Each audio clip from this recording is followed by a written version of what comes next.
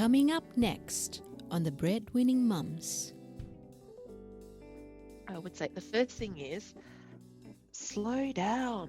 You've got plenty of time. What are you rushing for? Just enjoy everything. Smell the roses. And also when I look back at as a mum, all those special moments that you have, when your baby's you're cuddling this newborn baby, just to be in that moment and just to enjoy it more, because then they pass and then they'll just be memories. So I would definitely tell that Fei-Fei, just enjoy, be in the moment. There's no rush. I'm just really learning to just really enjoy everything now and be in the moment.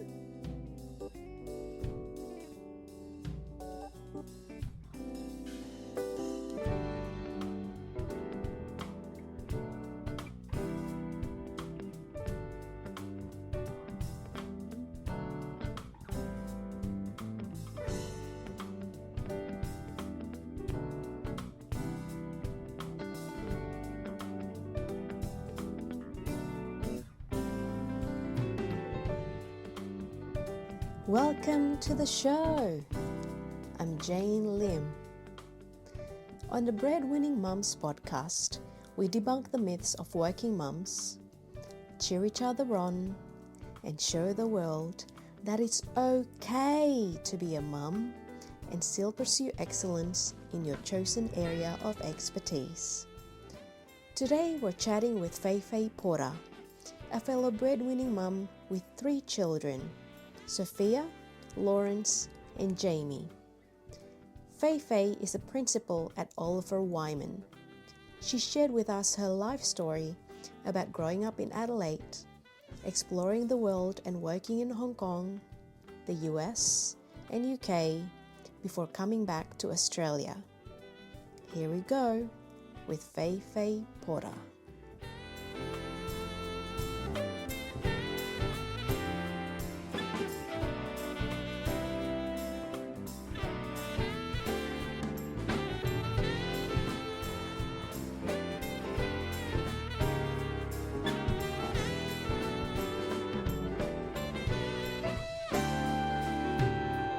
Hello, Fei-Fei. Hi from Hindmarsh Islands. Yeah, thank you so much for taking some time during your precious family holiday. How's the holiday going? Good. I'm finally winding down a little bit, if you can call it that, because I've sort of escaped to Hindmarsh Island in Goolwa, which is sort of a 1-hour drive south of Adelaide. And that's sort of following on from a hectic London trip in the snow. And then we arrived into Melbourne Christmas Eve after 2 weeks in London, and then quickly unpacked all our snow gear, and then packed up all our summer gear and bathers, and then sort of flew down to Adelaide for Christmas with the family where I was born and grew up. And then now we've escaped down to Hindmarsh Island in Goolwa. And so we're here for a couple of days, and it's a really, really nice place to just really get away from it all. It's such a slower pace compared to London and Melbourne. So it's nice. It is nice. Yeah, that's good. So we first met during the AGSM Career Expo event when you just joined, right? Oliver Wyman?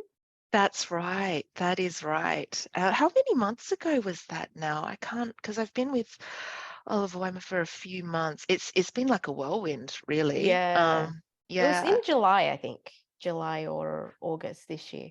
Wow. So yeah, 6 months, half a year. Gosh, it's just, life is just at a fast pace, when you've got the kids and you're juggling, and it's work, travel. Obviously I'm based in Melbourne, and I'll fly to Sydney quite frequently to meet the clients and give seminars and presentations, and especially the talk I gave at AGSM. But it's all good. It's all very fulfilling. I love it. That's why I do it. Yeah, that's good. So you're currently working with Oliver Wyman, but you have a lot of experience. Can you take us to the very beginning, I guess, and tell us where'd you grow up? Yes. Wow. Let's wind back a few decades. Okay. So I was born and grew up in Adelaide. Mm, Adelaide is I love it, but to me, it just hasn't changed much in the last, gosh, the last 30 years. So I always felt that there was more out there that I wanted to explore. So after high school, I did an international business degree.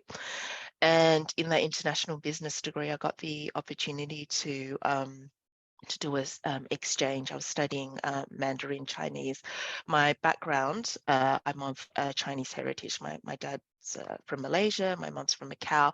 They both came to Australia in the 1970s. Can you believe that, as international students, and never left? mm, So mm. there was a lot that, have been brought up in Australia. I really just wanted to explore more. So that's why I studied Mandarin in university.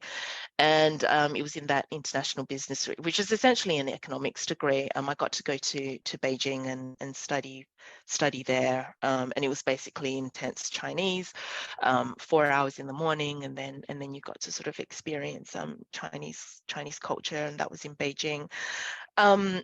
And it was in Beijing in that 6-month exchange that I got some work experience. And it was a fantastic opportunity, actually. There was this American company called Kinko's, and it was one of the first US companies to expand their operations to China. So effectively, I got a job as a sort of a 2IC for the general manager that was expanding to Beijing. And sort of her translator. I was her sort of assistant COO, and it was just such amazing experience. And also the reason I went out to China as well was because I got this scholarship that at the time was funded by the government. Excuse me. And so by the time I came back, I got this article done on me in the Australian, and just talking about how I was a scholarship recipient. They wanted to hear all about my China experience. And through that, funnily enough, I was offered this opportunity to go to study in Hong Kong, so work in Hong Kong in financial services for this New York company called Bound. At the time, they did prospectuses for international IPOs, international companies that wanted to list on the New York Stock Exchange or the NASDAQ. And so that was my first job. After I graduated, I went straight to Hong Kong as an expat, and spent a few years there. And I was essentially in sales, selling the printing work and the prospectus work for these mainland Chinese companies that were doing IPOs on the NASDAQ and the New York Stock Exchange and the Hong Kong Stock Exchange. It was an exciting time because they were, it was when essentially back then in the in the 1990s, China was really opening up, and we saw sort of Bank of China listing in Hong Kong, China National Petroleum, listing in America. It was a really fascinating time. So I did that for a while. And then we entered sort of 2000s, the early year 2000s, and I'm really struggling. We're going back a long Yeah. time without Yeah. giving away my age. And that's when we had, the Silicon Valley was booming. We had the tech boom, and it was just a really exciting time. And then yeah, we went into a bit of a rough time with bit of a dip with the tech bubble bursting a little, and so I thought that was time to move on and try something different. So at that time, my boyfriend at the time, my fiance at the time was um, studying in Chicago, and that's when I moved to. I thought, oh, let's just experience America. Why not? So I moved to America, and I followed him to the US, and I lived in Chicago for a bit, and then I backpacked in Costa Rica, and thought, gosh, what am I going to do the next stages of my life? Yeah. And I thought, well, business, finance, let's just do something completely different. Why not? Let's just clear the slate. And I always, any girl's dream was shopping, and I thought, I really like shopping. So what do I do in true Fei-Fei style?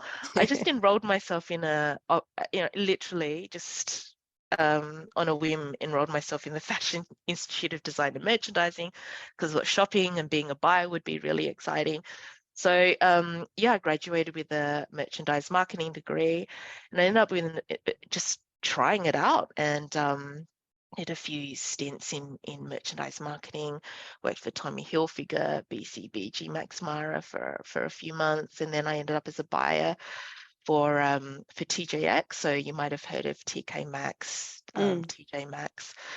And I was a buyer in apparel for them. And then I ended up buying home goods and what we call dust collectors, because at the time, the housing property boom in the US was really taking off.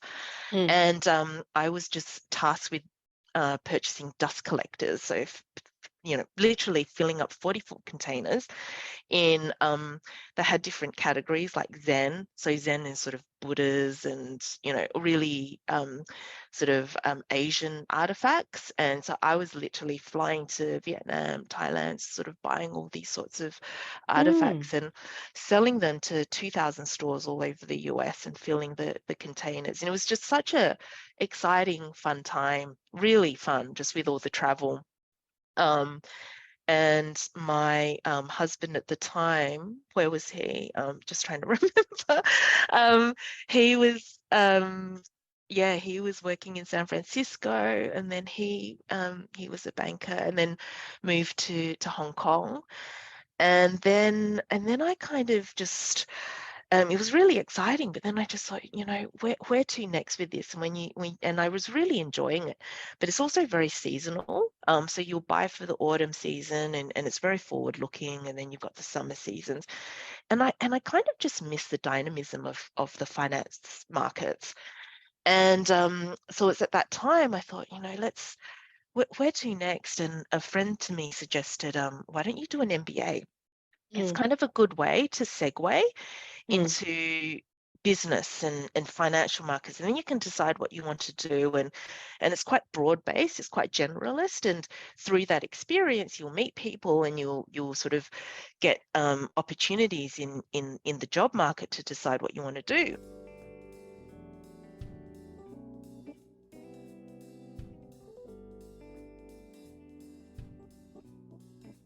And so that's what I did. So I did the GMAT, and I did surprisingly well for me anyway. And then I ended up in INSEAD.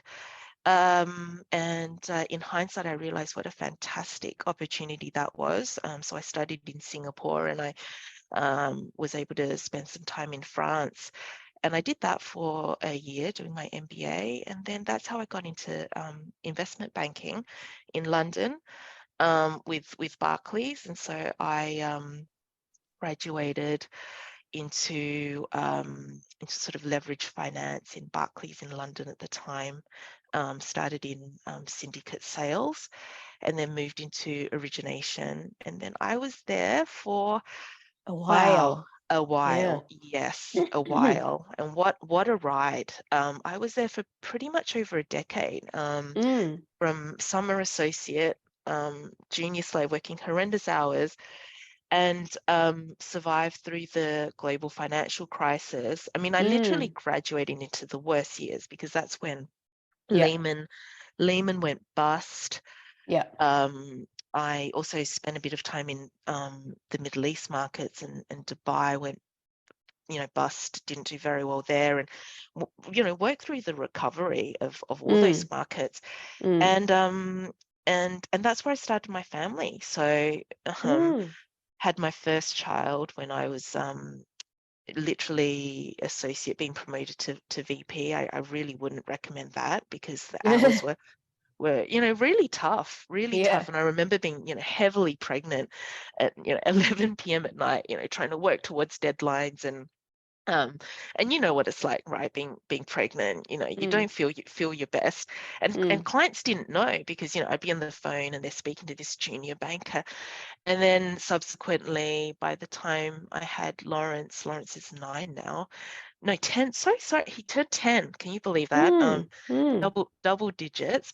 And just as I was being promoted to director, so literally working up the corporate ladder in investment banking. And then by the time I had Jamie, when you're working those M&A hours, I was working more in acquisition finance, structured finance at the time, and it was all very transactional based. You're working deal by deal. I just thought, gosh, where to next with three children, a newborn. And I kind of just thought, well, maybe let's decide where to next. So I made the leap, and I didn't go back to Barclays after my maternity leave. Took a few months off to be a mum to three very young children in London at the London pace as well. At the time, a lot of business school alumni, they were, hearing, oh, Fei's not, she's taken time out. Great. Let's see what she thinks of my business idea. And that was a really cool time. And that's how I got into fintech, because a lot of friends were having they were launching these really cool ideas, from insurtech to data analytics. But and that's how I got into fintech. So one of my business school alumni, he founded this really cool company called Prodigy Finance, that basically it's an unsecured student lender that lends to international MBA students. They get accepted as international students to an MBA school. But how do you get a loan? As you know, your HSM is quite expensive to sort of take time out and to study, especially if you have a family as well. And a career. Right? It's so expensive. And at that time, it was very difficult to get a loan. But the thesis of Prodigy Finance as well. Well, if you get accepted into a really top international business school, your employment prospects are going to be pretty good, right? So we're going to underwrite you on that basis. So let's take an example. Let's say you get accepted, say, into MIT. We're just going to say, hey, you know what? We think you have pretty good employment prospects, like that after you graduate, after the 2 years from your MBA, we'll underwrite you on that basis. So we'll lend you all the money, tuition costs, living costs, and we will fund that, because we think that you will be employed and you will be able to repay the loan. Yeah, and so when I joined Prodigy, we were at 13,000 customers. We had lent to 13,000 students, and I think now there are 30,000 plus. Don't quote me. Cameron, the founder, might be sort of holding me to that statistic. But after you do an MBA, it's quite transformative in terms of the opportunities it opens up, and I think you will be able to attest to that as well. And I'm sure you've got a lot of AGS alumni that can attest to that. And I knew as well, sort of from INSEAD, just all the friends I made, all the bonds I made from that MBA degree.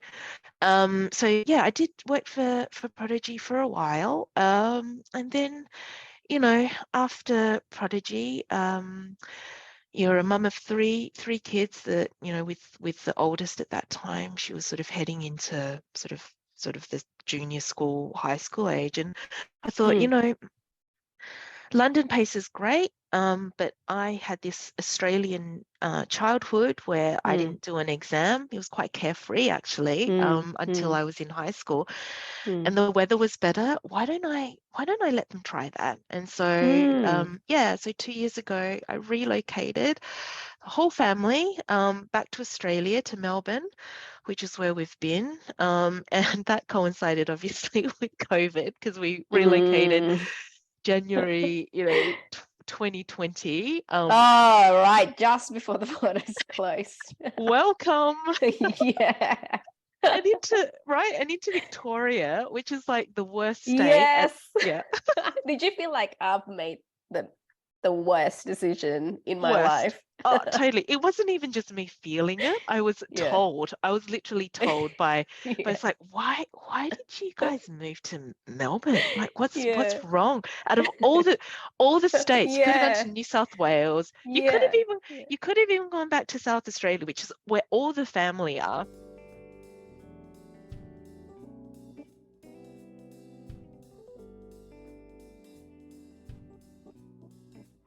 And so I ended up, what did I do? So the first, did a few stints. So first of all, you know, veteran fintech sort of expert at the time. So I worked as a CFO for a credit Mm, card issuer. They're called Archer. mm. So they're a corporate card lender for small business, and they're doing really well. They're at the revenue producing stage. Really exciting company as well. And I did Mm. that for a few months. So I literally was, I think, like the number 8th, 10th employee, one Wow. of the first few executive employee. Yeah, that was a really exciting stint, to be honest, and very grateful for that experience. And I'm still an advisor, an investor in the company. But just to get that off the ground, and let me tell you, get that off the ground during COVID and trying Mm. to get funding, when the markets are literally just so paranoid and you're in such an uncertain future. So, bootstrapping, but we did it, and they're still doing really well, and they're at really hyper growth stage at the moment. Um, so I did that for a while, and when they got to the customer stage, with startups, you do the startup stage, and then you get to the customer acquisition stage, and so that's when I sort of step back from the executive role, and that's when I joined a private equity fund as their investment director and CFO, because it was just an amazing opportunity at the time, and just being able to have that opportunity to have and review amazing investment decks and just work with really talented founders, and have this advisory business in parallel. So I did that for quite a while, and I still do that to a bit of an extent, though I'm winding down now that I'm with Oliver Wyman. So Mm. did Is that this for MBB Porter Capital? yeah. So this is MBB Porter, that was on the side of Greenwich, that I was with for a while. They're the private equity firm that I was the CFO of. Ah, yeah. Yeah, and so Okay. MBB, literally, I'm at 3 clients at the moment where I work with the founders, capital raise, and just really just basic advisory work. Mm. And so that's sort of, I'm not taking on any more clients anymore, because Mm. now my time is really dedicated to Oliver Wyman. And so, yeah, this brings us to Oliver Wyman, which was Mm. by chance. And it was also another INSEAD MBA colleague. And yeah, really Mm. was looking for that work-life balance. Mm. And found working with founders and in that startup world, I think, as anyone can attest to, is it can be all time consuming, Mm. and it's like a baby, for these Mm. It founders. is. Yeah, Mm. you are, and Mm. if you join them in that journey, you Mm. will also get sucked Mm. into it, and I'm Mm. that type of person. I operate at 1,000 miles an hour, and I share in that passion and that journey. But when you're a mother, and obviously for me, a single mother of 3 young children, it's very important to demarcate your job work life with Yep. children. And Mm. as I'm learning more and more, not only just demarcating that time to the parental responsibility, but really being present. And Yeah. my oldest daughter, she's 12 now, Mm. and the type of um the time that she needs from me, it's not like toilet training, and Yeah, I it's think different. it's Mm. very different, Mm. and You and need it to be comes. there, and she needs to know that you've listened last week when she was talking about her friend who did a slight thing, in passing. Yeah, it's very different. Absolutely, it's very different, and you know Mm. this, and with all the social media that they're exposed Mm. to. I mean, her friends are listening to TikTok.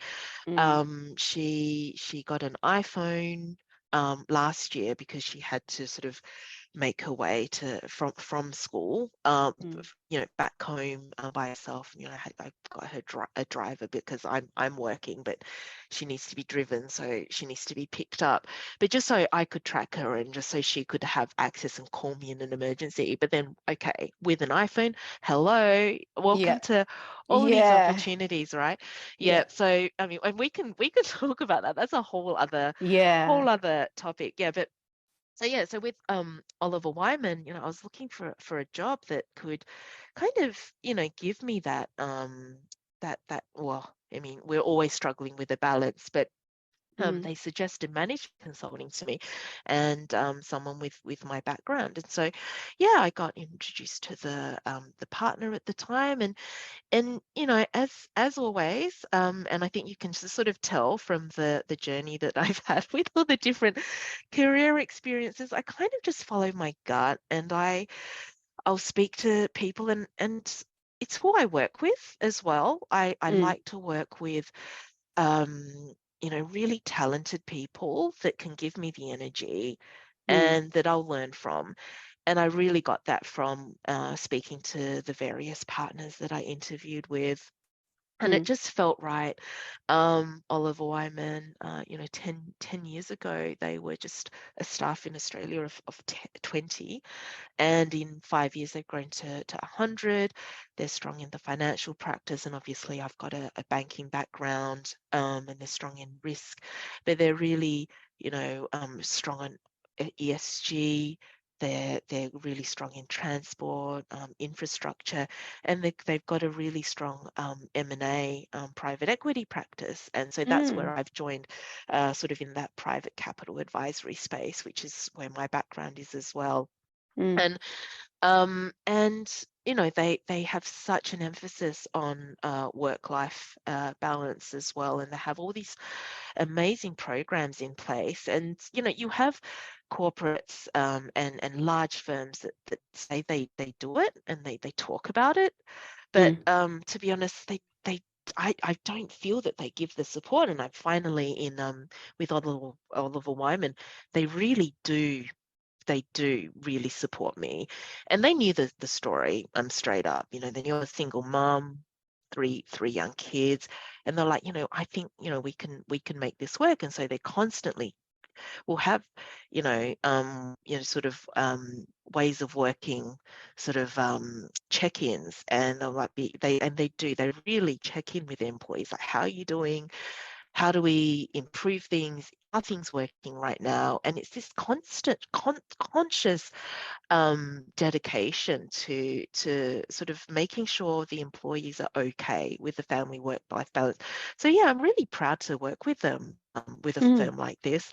They even have sort of flexible working programs.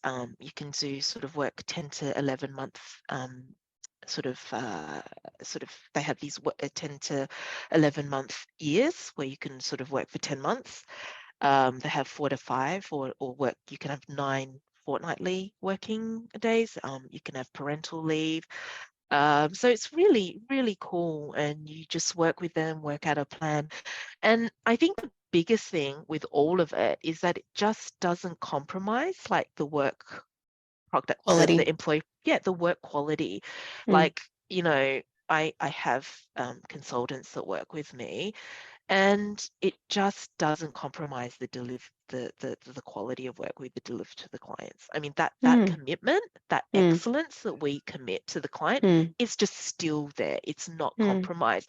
And I think when people hear about work-life balance, and I'll be honest, like, I was one of these people. I thought, oh, well, if you don't work yourself to death and you don't work those 80-hour weeks, you're just not working hard enough. And it's not. It's not true. It's just simply not true. I've dropped the ball many times as a single mom. The number of times, like, I've forgotten my kids' lunches, or I've forgotten to pick my daughter up. Like, literally, I'll be in a really important meeting, and she'll be calling me up and saying, "Mummy, where are you?"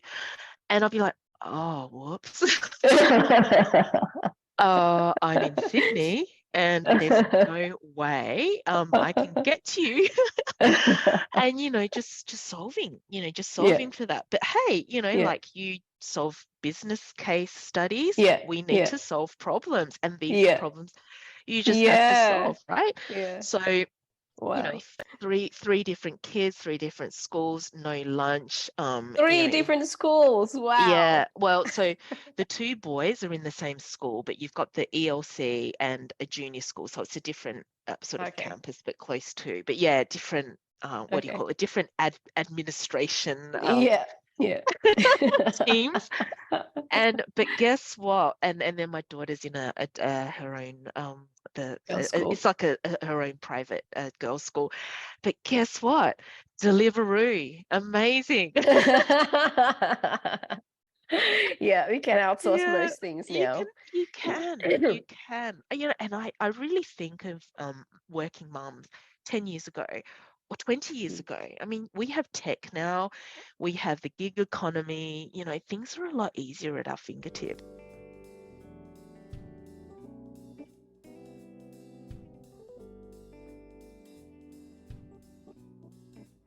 What was the young Fei-Fei like? I have a feeling that she's probably not much different from the current Fei-Fei, determined, very, strong-willed, assertive.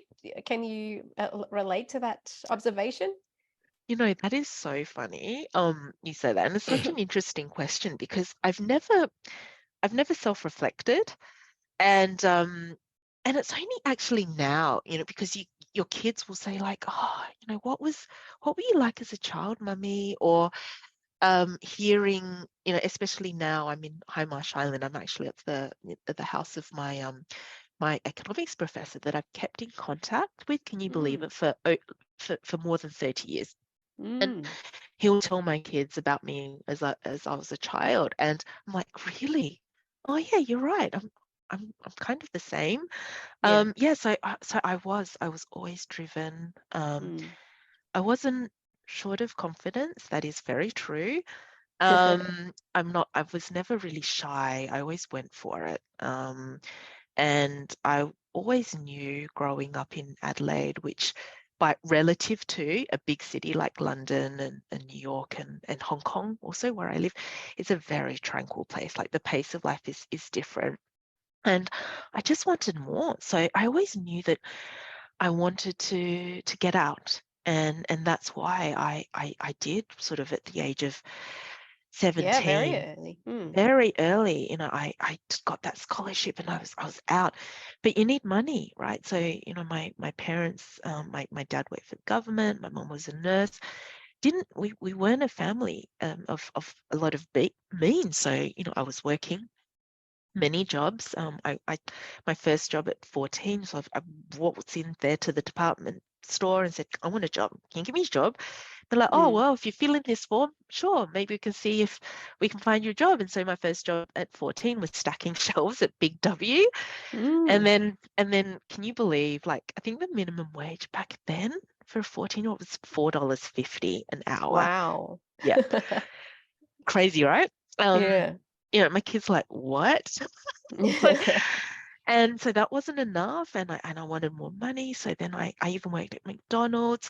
I even worked as a model. I signed up to a modeling agency back then as well, and not very glamorous though, I'm telling you. So it sounds glamorous, but it wasn't. You worked for hair salons for their openings, and you did all sorts of commercial modeling. There were jobs out there in Adelaide. And doing that, and then I worked as a waitress. I was probably like the world's worst waitress, but it was just that drive to save enough money, and then I started investing in stocks. I learned about the stock markets because it was that curiosity just to learn. And back in the day, there was no like ComSec. There was no Robin Hood. I mean, I had to call up, I remember, through a landline. There was no mobile phones back in those days. Wow. Yeah, to a How guy. old were you when you first invested? Right. I was 16. Wow. Yeah. Crazy, right? Yeah. And then back in the day, it was in the local newspaper, it was the advertiser, and there was this list of just stocks that you just look at, and the list, tiny little print on the back of the financial page. And that's Mm. what we had. There was Yeah, nothing yeah. else. Yeah, And I you'd give remember you the, them. do you remember Yeah, them? The yeah, highs, the yeah, lows, the average, and yeah, that's what you went on. There was no like Googling for analyst reports or yeah. anything like that. And Mm. you would get their IPO prospectuses that you would have to literally submit to, and then they'd mail it out to you. Yeah, yeah. There was no internet back in those days. Yeah. Like I only got my that was able to surf the internet when in literally the first or second year of my university degree. I remember because we had to do a project. We're talking the Dewey Decimal System back in the day. Yeah, so the first three stocks was Santos and News Corp and Coca-Cola Amatil. Those are the first three. Wow. Yeah, but it was through that's how I got enough money to sort of buy the ticket and join my boyfriend at the time in Sydney for Wow. after I graduated. So yeah, no, I did miss a little bit. Before I did go to Hong Kong, I actually flew to Sydney and worked for a bit and lived there. Mm.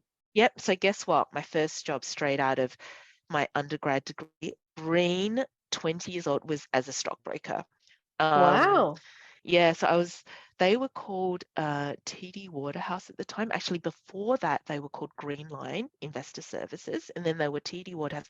Then they got bought. They're now Comsec.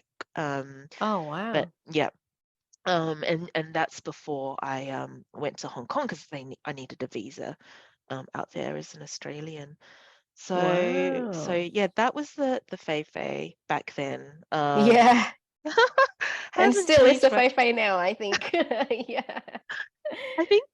I think I've mellowed out a little bit. Back then it was all about me, all about my schedule. But yeah, as you know, when you have kids, it's not all about you, and it's not all about just, or maybe it still is a little bit about me.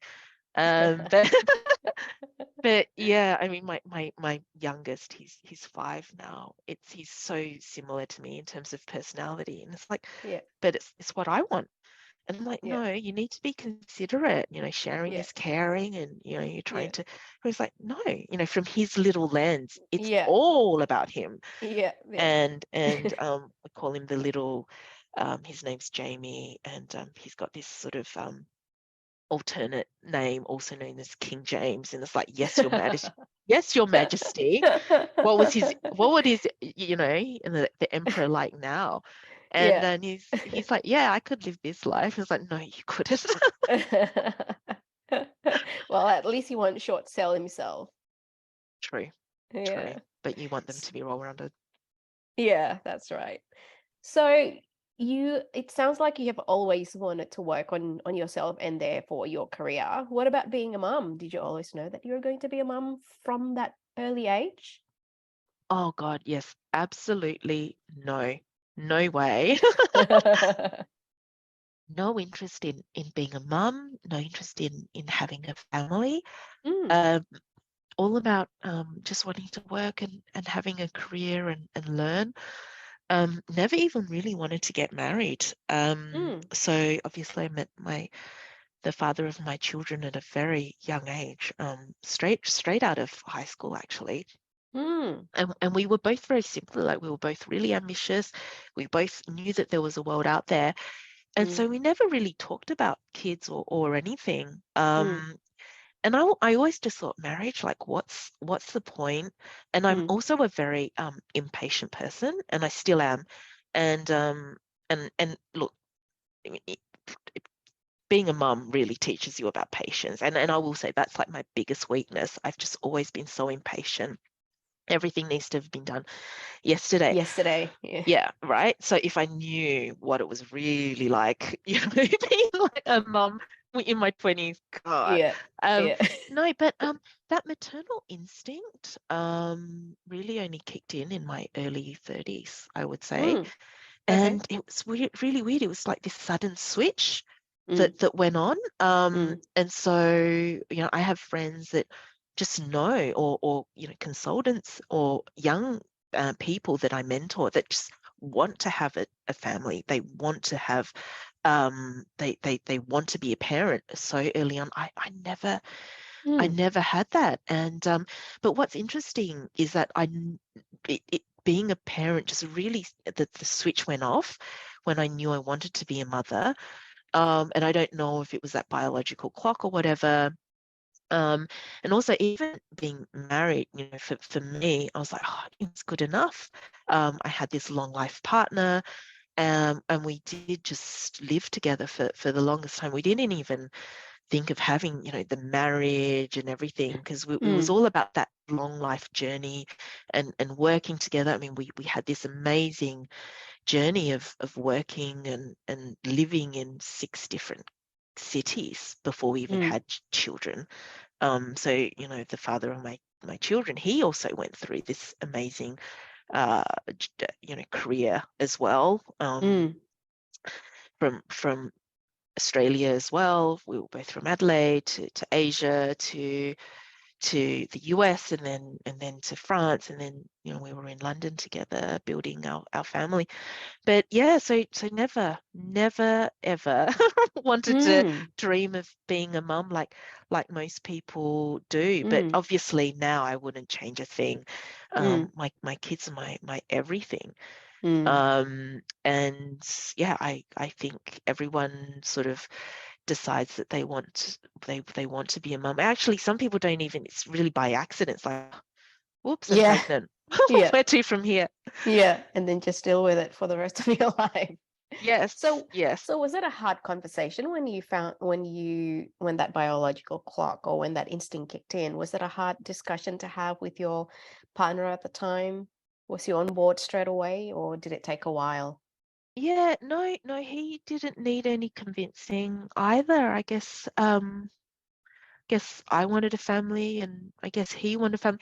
Funnily enough, we had a lot of peers, sort of Mm. from my MBA cohort as well, that were just in similar life stages. And I think maybe it was just in our little circle, Mm. of friends. I had friends that were in investment banking, and we all kind of graduated at the same time. We Mm. all had children and decided to start the family at really similar times. It's quite interesting. And Mm. it was both the mum and the sort of the wife and the husbands. And we all, and funnily enough, like, I have my children have friends that are literally in that same year as well. So I have Mm. MBA alumni, like long life Yeah. friends. Our kids are all the same age, Yep. literally. Yep. And then even in my NCT, I think, is there a Australian equivalent, like the mothers group? Yes. Yeah, so in my mother's group equivalent, we call it the NCT, sort of, what was it to stand for? National Childbirth Trust or something like that. Mm. Um, I was doing it with my MBA alumni. Oh, that's so Yeah, good. some, yeah, out of Yeah. the 7, there'd be 1 or Yeah. 2. And yeah, we're all the same age. So Mm. anyway, so at that time, we were sort of associates. And look, it wasn't easy, right? When Mm. you're sort of building out especially in investment banking, it's a very demanding Mm. industry. Mm. Having kids, I think it doesn't get as hard as that, really. Although, there's a lot of entrepreneurial mums out there now, starting their Mm. businesses as they're pregnant, and or Mm. or maybe even working in private equity as well. That is also a very demanding area, and there are a lot of other industries. Mm. Even in the medical profession, my sister is a doctor. I mean, that's really Mm. hard as well. So, Mm. I think we've all got our challenges. But yeah, he Mm. was the father of my kids was very supportive.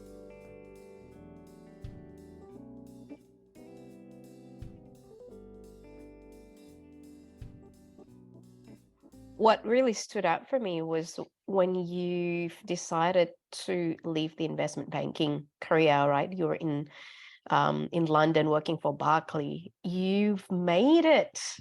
You're a director. It was, well, from my point of view, it looks like you finally reached that level, and it's all a matter of just sailing through um, that hard work that you've built. But yet at the same time, you realize that life is not all about work, and you do have these 3 kids that you need to start making space for. Was that a hard transition? How long did it take you to reach that point? Yes, that's a really good question. So leaving banking was difficult because I think there's it's your life, right? Like you derive a sense of identity from that. I mean, For sure. right, for sure. And so suddenly when you suddenly leave it, and I think I'm not the only one. I think a lot of people will, even not for kids, like when you leave a profession like that, where it's literally consumed your life. I mean, we're talking long hours. Your identity is derived from banking. And even back then, like, when you met someone, you'd be like, yep. People give you the title. I don't do that anymore, but they'll just give you the title of the bank or whatever. That's how they derive their sense of identity.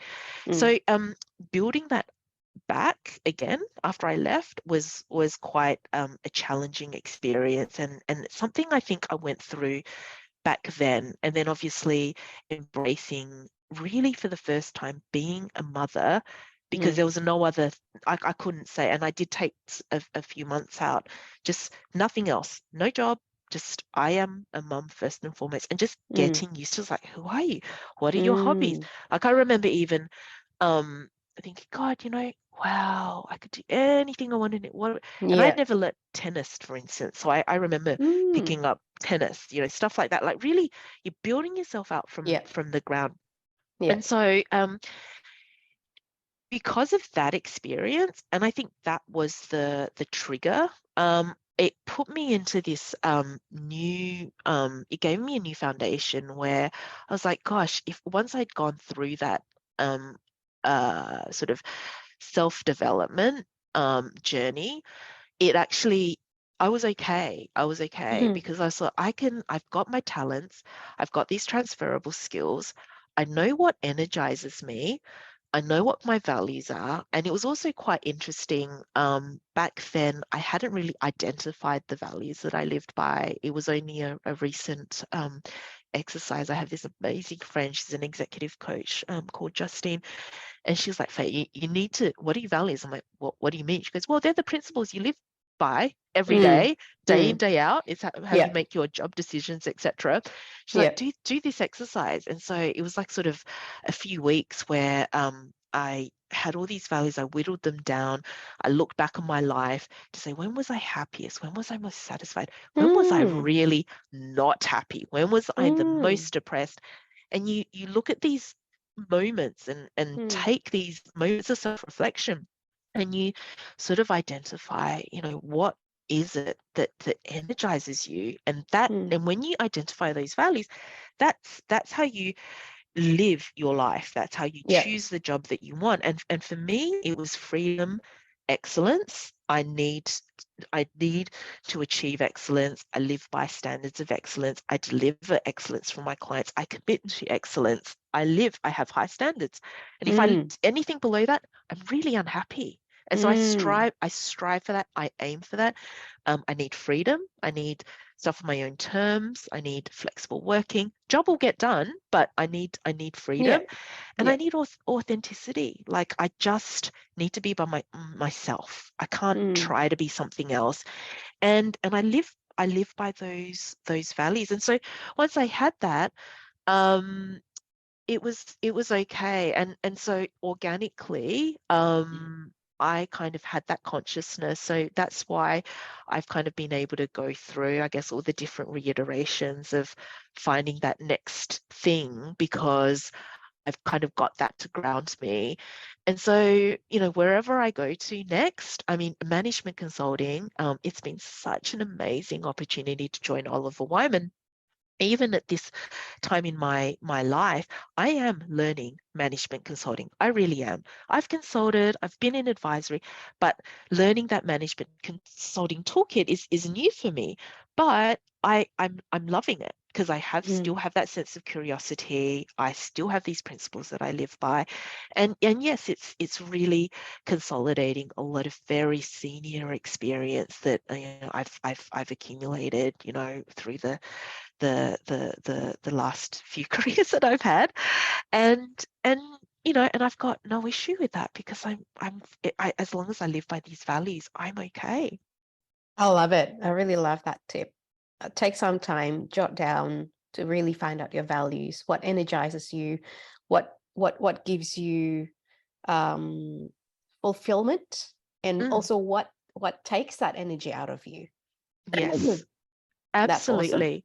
It is, because we'll be tired, right? Like, I'll have days where I haven't slept, or my kids are tired, and tired is different to being really, unhappy. And I have Yeah. this amazing partner now, and he really notices that in me. Like, he'll be like, "Oh, you're not, you're not." He'll see it. He's like, you're a bit deflated, right? Like, he really is very sensitive to my energy, and everyone needs to be energized. That's how you achieve your best. Yeah. And you want to be at your best. You want to be at your happiest, Yeah. because then, and being a parent, that's the best I can be. And they're, children, right? You know how sensitive they are to you and your energy. And they really are essentially a mirror to me, right? They're self-reflective. I've had to look at myself more. And the question you asked me is like, what were you like as a child? Like, I never had that asked me. The first time anyone asked that was my children, because who even cares what you were like as a child? But the kids, they're so curious, and they ask all these really basic questions, and they ask really good questions as well. Yeah. That's awesome. All right. So you've lived in many continents, many cities, many countries throughout your first marriage. Are you able to share some tips on how to make a relationship work when you're living in different cities, different countries, when you're making big life decisions, such as, starting on the MBA or taking a job overseas? What sort of tips do you think is transferable to other people? Yeah, no, that is a really good question, and I've had that asked before. I think first of all, compromise is so important, right? It can't just revolve about like one person, especially when you've got two. In our case, we were both ambitious, and we both always wanted more. So we were both from Adelaide, right? So we both knew that we wanted to leave, and we had that in common, and we just wanted more. But to achieve that, you're both going to have to have different journeys of evolution, different journeys of professional development, self-development, and it's a real journey of a volatile journey of discovery as well. And so the only way you can really stay together, and because you don't move together, you don't ebb and flow together, is to compromise, right? And I think as long as you've both got that understanding of what's the end goal here. And so David and I, we kind of had that similar common goal. Like, we both kind of knew, 5 years out, 10 years out, we had that common understanding of something we were both working towards. And if you both have that, then it's okay to go through the ups and downs. You can kind of give and take, your turn, my turn. So for instance, me going to Sydney was me following him. Me going to Hong Kong was him going, okay, let's do it. Let's follow this opportunity for So he Fei. followed you? He followed me, because then he looked at it as an opportunity, and he was at Citi at the time, and he was a trader at the time. He's like, well, yeah, Hong Kong's a pretty cool place. Let's see what opportunities I can get. Me then going to the US, it was me following him, and then me giving up my job, because we were engaged at the time, and it's okay, cool. And then so for me, it was like, okay, cool, I'm going to take some time out. Where to for me next?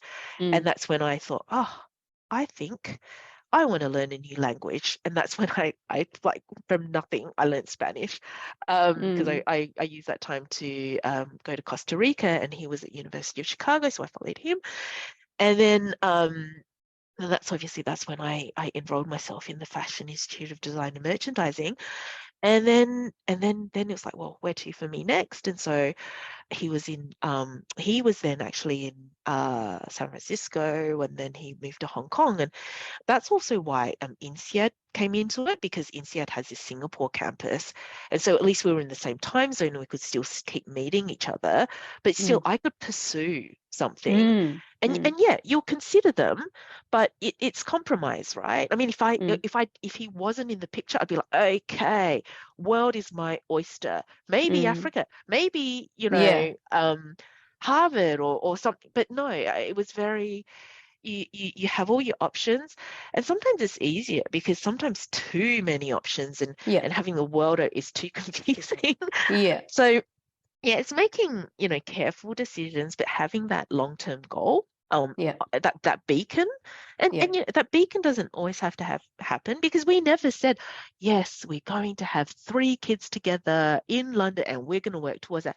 You kind of, a lot of stuff you do stumble into it, but it works because you have that you have that kind of end goal in place. And we were both Australian, and so we both sort of had that end goal in place as well. It's like, yeah, I think it would be a good idea to sort of expose the kids to an Australian childhood, and that's why we're both co-parenting our kids in Australia now. Wow. Okay. So that's the decision that you both made as co-parents. That's awesome. Yes. Yeah, that's right.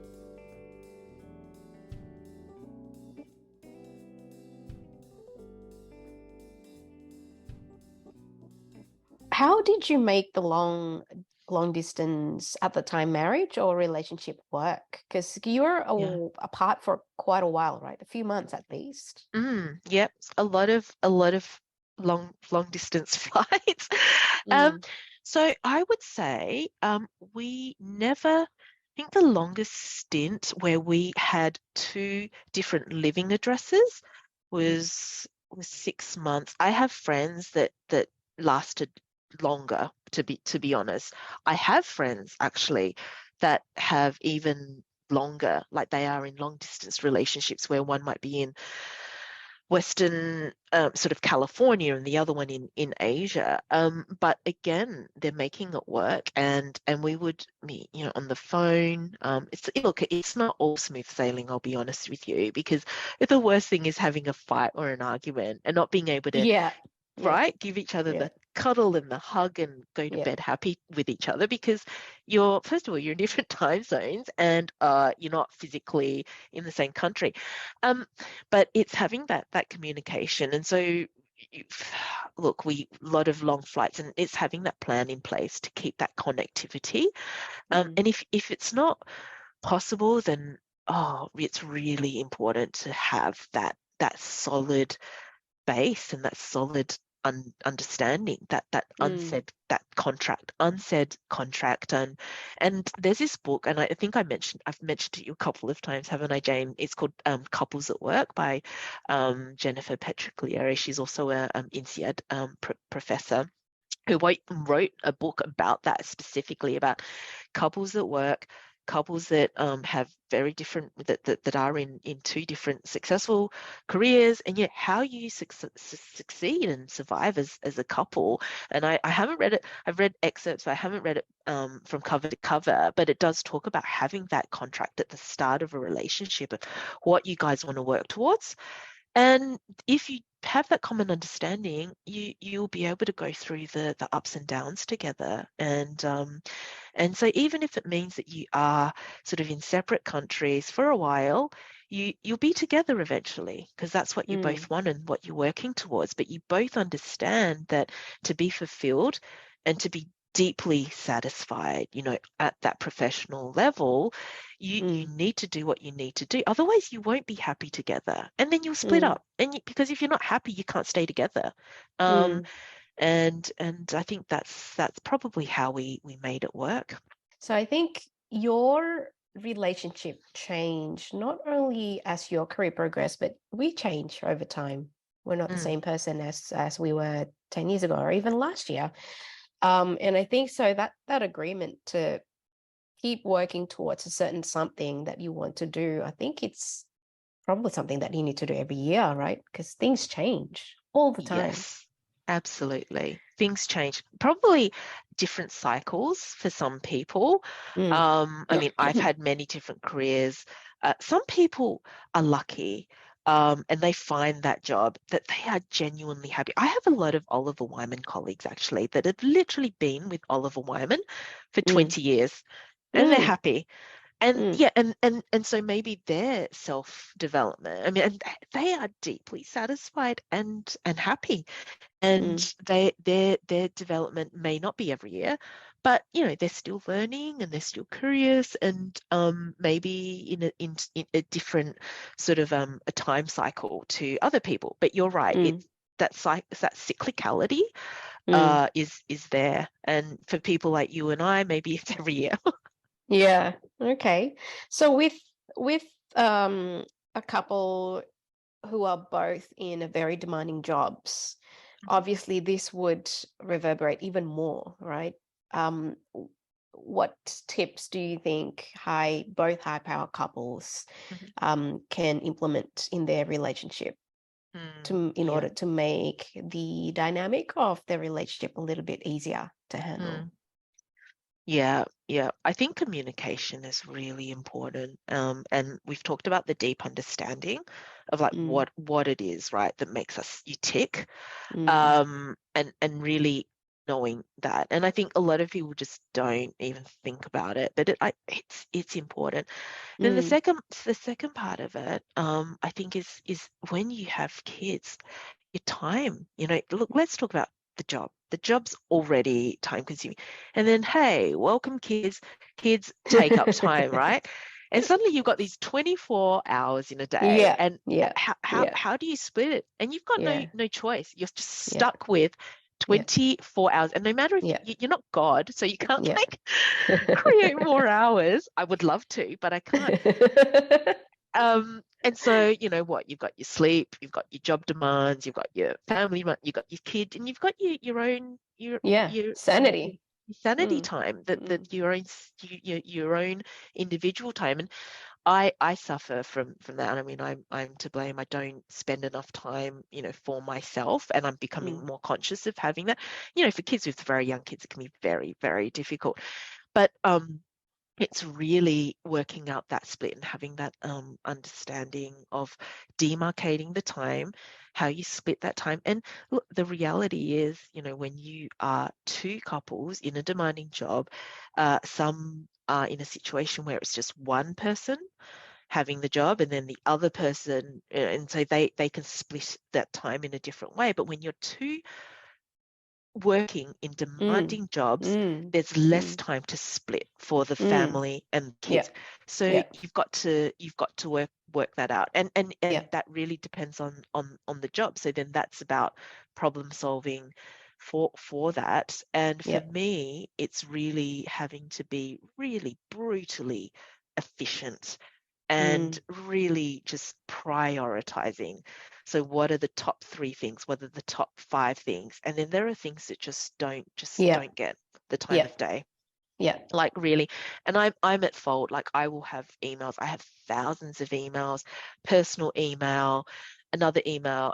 I'll be honest, I have a really good friend, and she does charity work. And look, social charity, I'm very into, children's charities, as a Mm, mother, equal opportunities, underprivileged. I'm really into that. Anyway, just to give you an example, one of my friends sort of sent me this invite, and I just hadn't looked at it. It was for St.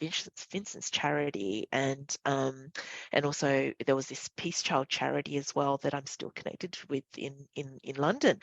And I'll receive invites, and suddenly I'll either be unsubscribing things because I'm just looking through things, spam, so I'm just trying to declutter, and I just don't keep contact because I'm in literal survival mode. So it's job, it's school, and the other stuff just have to be deprioritized. So I accidentally unsubscribe or deprioritize, and it's important to me.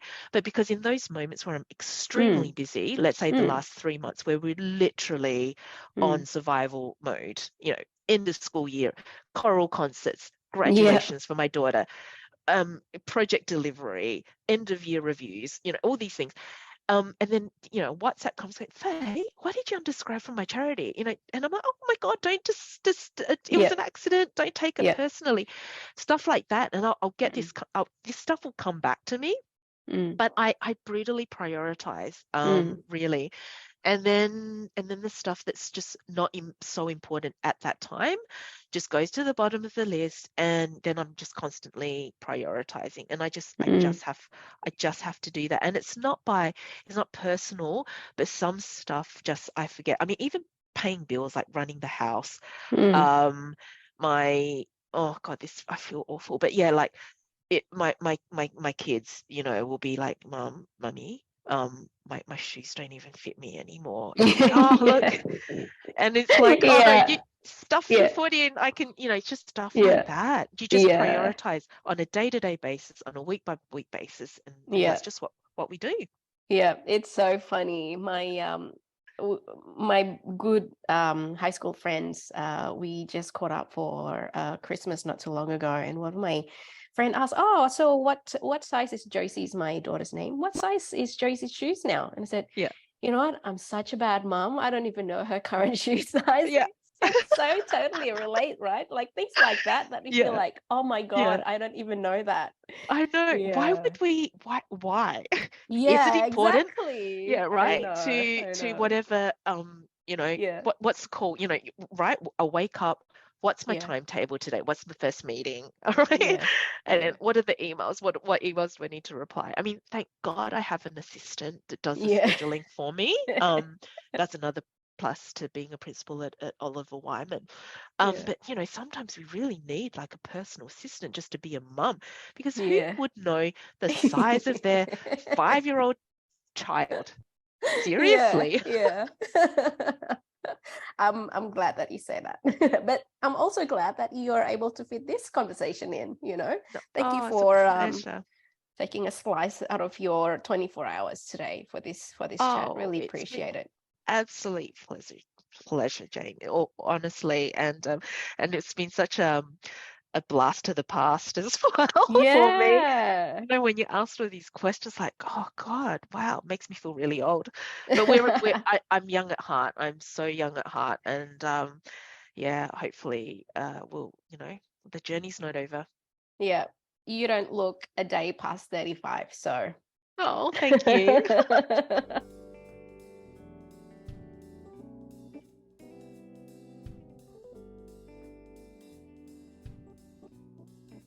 What about the mummy guilt? Did you get the mummy guilt? Yeah, always. I mean, gosh, of course you feel guilty when your children don't have any lunch, right? Like you have so many, or and we constantly self-compare as well. And there are other mums that have made their own choices, and they're equally competent, really successful women that have made their choice. Because according to their values of what they want, and they're there for their kids more, and then I've made my choice, and you constantly realize like, oh, I could be, if I'd made that choice, I'd be there for my kid more. I could spend more time with my children in overseeing their homework. Like for instance, I'm very laissez-faire. My kids have to know their timetable from an early age. Like I literally made sure that was a well-oiled machine. They have to, because I'm not there to chase after them. I'm not at home. I'll give the nanny pointers, and I'll let them know what's in the schedule, but I'm not that, I don't have time to be that helicopter parent. But then I'll sort of think, oh God, if I'd been there a little bit longer, would they have done better at that, piano concert, right? So I've always got that guilt. And I think we'll never shake that.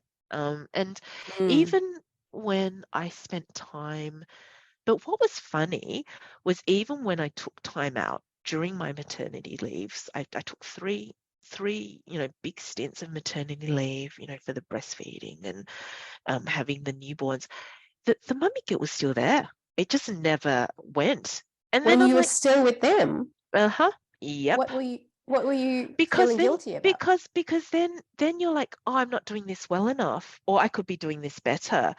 And then you're dividing it between the kids as well. And and then then that other mum's like cooking organic baby food puree, and here I am just buying this. That mum has breastfed her baby till whenever, and I'm 5 years old. Right? Yeah, right. 5 years old. No mum is ever going to be. My daughter's 12, and I'm still. I'm going to constantly worry about her and still be guilty. But I'm just living with it. We're doing the best we can. Yeah. We're doing the best we can, and every mum's doing an amazing job, honestly. And I go to bed at night. My kids know I love them deeply, and that is like, oh, mummy, like they just know every time I drop the ball. I've dropped the ball so many times. I mean, even the time when oh my God, I feel so awful. My daughter's tooth was infected, so her baby tooth was really wobbly, and I'm like, oh yeah, it'll fall out. I didn't even have time to call a dentist and to get to get her to the dentist, and then it turned out some food had gotten stuck under the baby tooth, being really wobbly, and had rotted, and that's why she was in pain. And literally, but she's really tough. She's like me. We have a very high tolerance for pain, and she was just sucking it up. And I was giving her Panadol for 2 nights just to get her through. And then finally I was like, oh, no. This is bad. And then when she started getting the fever, and then she had a tooth extraction for 2 days. She had been going through the pain, but any normal mum would have just booked that dentist appointment and gotten her to a dentist ASAP. But for me, it takes, and you're reflecting like, oh, I feel so guilty. I've had numerous times where ear infections as well. It's like, oh, how many hours I'm gonna have to wait at A&E, and you'll be balancing, right? Because how many meetings have I got? Yeah. You're trying to get, and then in hindsight, like, oh, I should have gotten him should have gotten him that care at that point in time, because that Nurofen administration over the fever's not going down. Okay, it's bad now, and you feel guilt, but we all just have to make the best decision we can with the information we've got. Yeah, exactly. Like that's part of being a parent, is that you're learning while you're doing it. And by the time you think you know how to do it, they're changed. So you need to adapt your way again.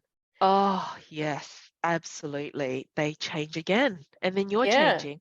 Yeah. Oh, it's hard to keep up. Yeah. But as you said, we're all doing our best. And that's got to be enough, right? Absolutely. We are doing our best, and that's the best we can do. And otherwise, it's out of your control. So it's a waste of energy trying to control stuff that you can't control. And I've learned that. I've learned to just go with the flow a lot more, and not be so high strung. And you really do learn that when you have your third child, that poor third kid, or the fourth kid, or the fifth kid, or even the second kid, right? Yeah. Second was a huge adjustment for me. But apparently anything after 3 is just more of the same. That's what they say. Well, I won't be finding out, so I don't know. You tell me if you tell me. Oh no, we're done. We're done as well. Shops closed. Yeah. Yeah. All right. So knowing all of the wealth of knowledge that you know now, if you could go back to that young Fei-Fei, just when you were about to start your degree, your first bachelor's degree, what advice would you give the young Fei-Fei? Wow, that's a good question. Okay. I would say the first thing is slow down. You've got plenty of time. What are you rushing for? Just enjoy everything. Smell the roses. And and that's what people kept telling me. Like this professor I'm sort of staying with now that I've kept. He's a dear, dear friend of mine. He was always telling me, because I kept in contact with him, so he sort of lived through Mm, my journey, like from mm, literally from the young Fei-Fei straight out of high school through to now. And he was always saying to me, smell the roses, enjoy it. And also when I look back at as a mum, all those special moments that you have, as when your baby's you're cuddling this newborn baby, just to be in that moment and just to enjoy it more, because then they pass and then they'll just be memories. yeah, So I would yeah. definitely tell that Fei-Fei, just enjoy, be in the moment. There's no rush. And it's true, because here I am in my mid-40s. I've got more time and I'm still got more time to go, and I'm just really learning to just really enjoy everything now and be in the moment. Mm, And then I think the second one is I think this is more for women maybe, but just stop holding back. Just go for it. Don't doubt yourself. You can do it. So don't mm, have so many reservations about asking for that promotion, needing to tick all the boxes before you take mm, that leap. You don't. mm, If you can mm, tick 3 out of the 4 boxes, maybe not even 3, 2.5 out of the 4 boxes, mm, that's good enough. Make sure you mm, have the confidence, because let me tell you, especially in my banking days, mm, I'd be looking around me. So obviously in banking, I was one of the very few women. Even mm, now I work in a very male dominated mm, world, where you'll be in meetings and it's very, very normal for me to be the only woman in the room or in a meeting, very, very normal, mm, in the PE world, in the VC world. It's changing now, though. I think we're seeing a lot more women, which is very welcome and a real positive change. But men just don't have that confidence, mm, and they don't need to tick all the boxes before that. mm, They'll ask for and forge the way mm, to grabbing that opportunity. But women, mm, they check themselves a lot more mm, before they take that first step. mm, Don't do it. You don't need to do it. And that's why I'm really trying to teach that to my daughter. There's this amazing book I read, and I think it's called The Confidence Code for Women. mm, And it really talks about that as well. And just how women, as they operate, our brains are the same, but we spend a bit more time in the amygdala part, which is the paranoia part, where we're mm, just trying to make sure everything's okay. It's the protective part. That's why we're more nurturing as parents, because you spend a bit more time in that brain. But no, you mm, don't have to. Go mm. go to the front of the brain. Yeah, go yeah, go out there, predator, hunter. yeah. It's okay. It's okay. So Mm, I would tell that Fei-Fei there. And it's probably a bit more uncomfortable as well, mm, but it's mm. okay to be uncomfortable, because that's how we grow, to be a little bit uncomfortable all the time. Yeah, beautiful. Thanks for that. That's a really That's good tip. that's okay.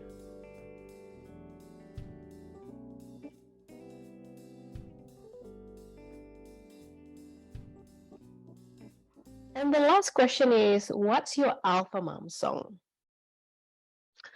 Oh, right. Yes, the Alpha Mum song.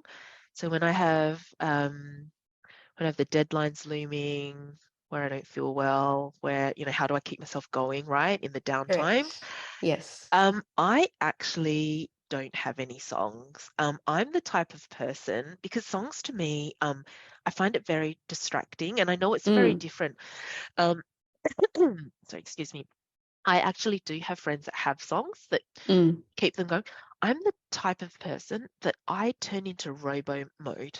I Yep. turn on autopilot and Yep. I just put my help down and I steamroll ahead. Yep. It's like that with my running as well. Like people like to listen to podcasts and they listen to Audible and they're like, yeah, Faye, you can. I'm like, no. I run full pelt ahead and I need the pain and I run through the pain and I need to feel the pain and I really want to be in that moment. So sorry, I'm talking about my diet.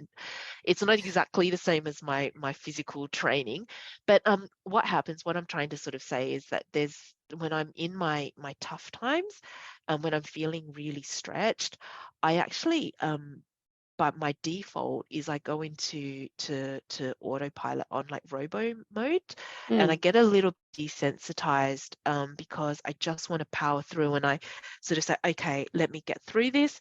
That's the goal. And I become, I guess, is it a bad way or a good way? But less emotional. And so I power through it that way because sometimes I feel that if I get emotional, which is what females tend to do, sometimes You lose control. I lose control. It's a bit distracting and I lose focus. So I turn on the focus and that's how I get through it. So I don't have an alpha mum song. I turn on my let's get focused song, but it's more sort of serious. But do you find like you need silence at that time? Yeah, it's all about concentrating. So when I think about like my most testing times, for instance, it's about, when investment banking, right? You're trying to get the deal done and a lot is at stake, a lot of money, the bank's underwritten a lot of risk, for instance, the market risk, etc. So timing's an issue.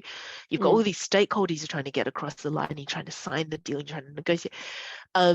It's focus. It's like, okay, that's where we need to get to. How do I coerce everyone, get everyone on the same page? How do we all get that consensus and steer that massive ship and get all the ducks in a row so that we can finalize and conclude, oh, we have to do that by tomorrow or yesterday. The deadline's always ASAP. So that's what gets us through. But some people do have that alpha song. Like I've got this friend, my friend Justine, amazing woman, the executive coach I was talking about, and she sings when she's like in a testing time. So she'll sing Edelweiss, right? She's like apparently, wow, yeah. I hope she doesn't most mellow. Most mellow because it calms you down, Edelweiss, like when the kids are testing her, everyone's testing her, she'll just sing that song, brings her back down. And I'm like, oh, that's a good idea. Doesn't quite work for me because I need to keep that pace. But it's whatever works. I think that's a really good one, actually. That's a really good one, I'm sure. Do other mums have songs as well? Is that common? Yeah, some have songs. What I found really interesting was I was chatting with this founder from that I met from Berkeley, California. She puts on a binaural beats when she needs to focus. She just puts on this, and it's specific, like a specific frequency targets certain part of your brain. So she has one for when she needs to just focus and work. There's another one for creativity. So and I loved it. Ever since she mentioned that, I am like, I'm going to check out this binaural beats and the amount of focus, because I usually need silence when I'm focusing on something, but that binaural beats just acts as a, I guess, white noise, but also a certain frequency that targets your brain. I was in the zone. So I'll share it with you. Yes, Binaural please. beats. Yes, please. I will try anything. Yeah. Right. Yeah. No, that sounds really interesting. Yeah, maybe I'll try that. Definitely. Yeah. Okay. Well, thank you so much for making the time today. I really appreciate you taking a sliver of time during your holiday with family. I hope you have a great New Year and New Year's next year, and hopefully we'll get to keep in touch. Absolutely. Definitely. We'll keep in touch. And yes, Happy New Year. Thank you. See you then. See you. Bye.